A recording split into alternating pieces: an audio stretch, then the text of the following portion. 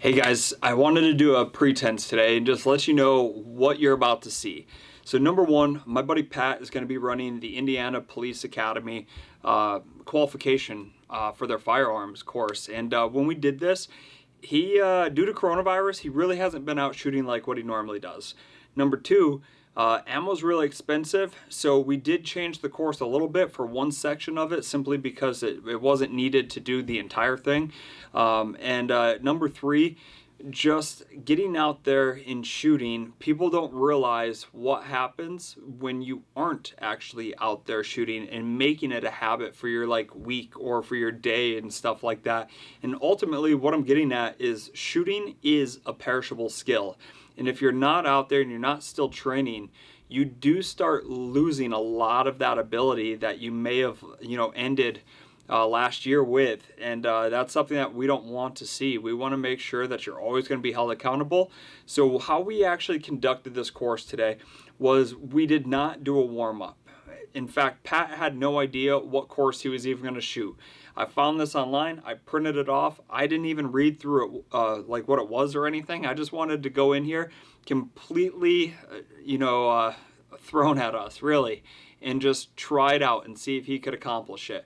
Because ultimately, during a gunfight, you don't have a time to warm up. It's going to go from that cold start. So that's what we wanted to do with him today, is truly challenge him and make him start from cold and see how he does. Stay tuned, and if you like this type of content, let us know. If you want to see a different qualification course, if you can send us a link or something, leave it in the comments below. We'll gladly try it out. Stay tuned, guys.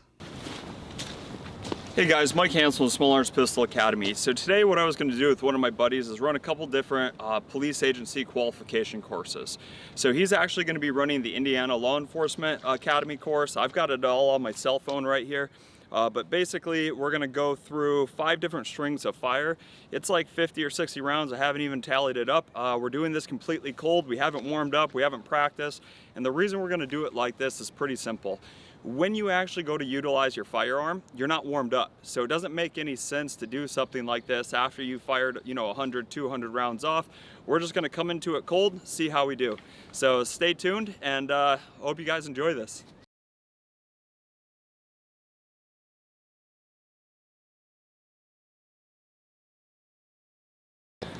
Alright guys, so the first string of fire is drawing and shooting 3 rounds within 5 seconds. So we're going to be using our shot timer today, and you're going to hear 2 beeps. The first beep is for him to initiate. The second beep means it was that par time right there. So he should be completed with that course of fire by that second beep. Now what we're actually using is that 66% steel target. We're not actually running it on the paper target or anything like that for a couple reasons. Number one, if he misses, you're not going to hear a ting on that, so you're clearly going to know that we did have a miss.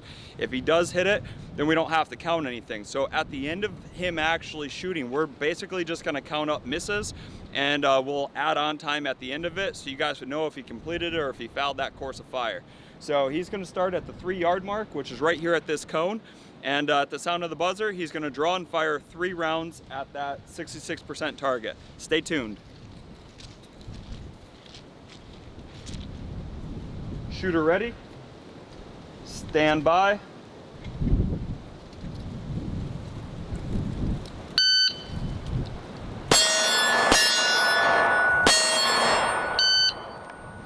Perfect, so he did complete it. That was 390. This time he's gonna have the firearm at the ready fire position, so he's already aiming at the target, and at the sound of the buzzer, he needs to fire 2 rounds, conduct a reload, shoot 2 more rounds in a matter of 12 seconds. So stand by.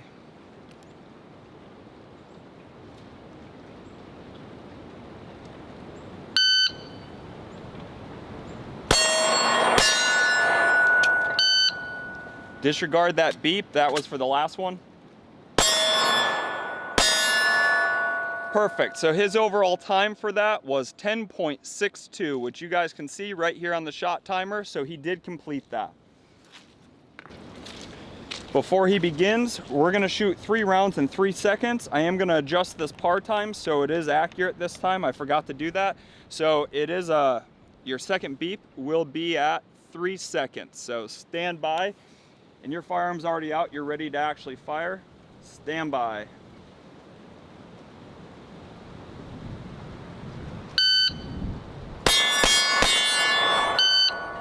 He was at 205, so he could have even slowed that down and held himself a little bit more accountable for those shots if he wanted to, but they're all hits. You could hear those dings every single time, so we know he's completing that course of fire.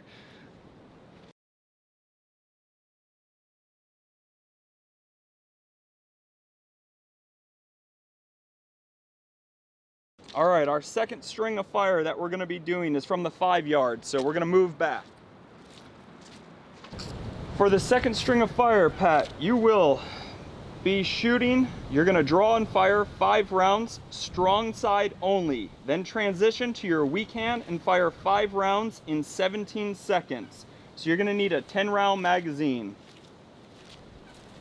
All right, so that second string of fire, again, we're at the 5-yard mark. That's where the cone is right there. He's gonna draw and fire 5 rounds, strong side only, then transition to his weak hand and fire 5 more rounds in 17 seconds.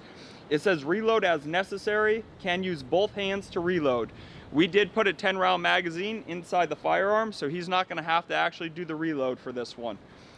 We do get 17 seconds for this, so I'm gonna actually get rid of my second beep on here so you guys will not hear that at all.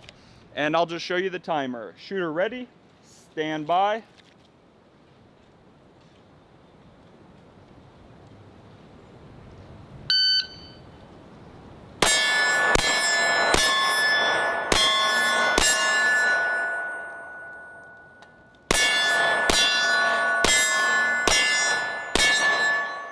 All right, so he did complete that in 12:06, which you can see right here. So 12:06, and actually I was wrong. He just completed that from a 7-yard mark. We were not at 5 yards, we were further back. That was a miscalculation on my end right there, but that is a 7-yard marker. So he did complete it either way in the amount of time, even from a further distance.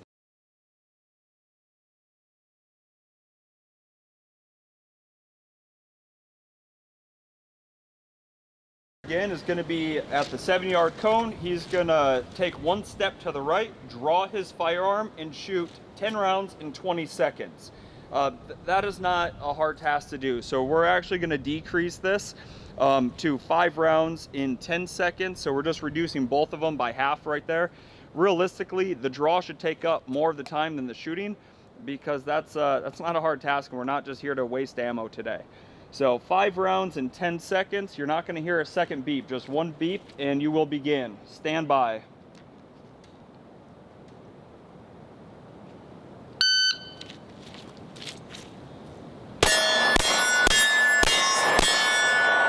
Perfect. So we gave him 10 seconds to do it. He completed it in half that time right there. It's going to be 5:19. That was 5 rounds. So to get another 5 rounds off in 15 seconds is going to be very, very easy. So no sense just wasting ammo.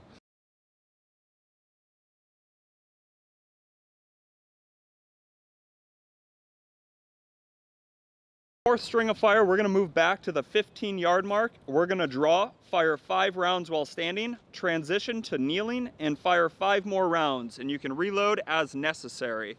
So we're going to back this up.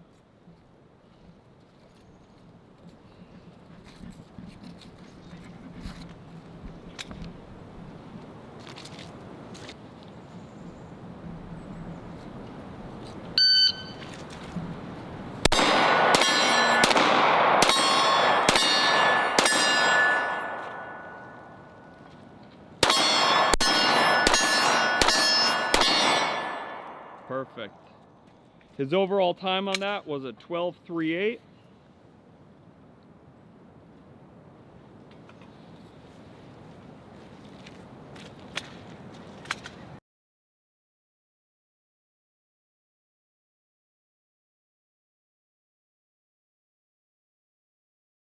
So stand by.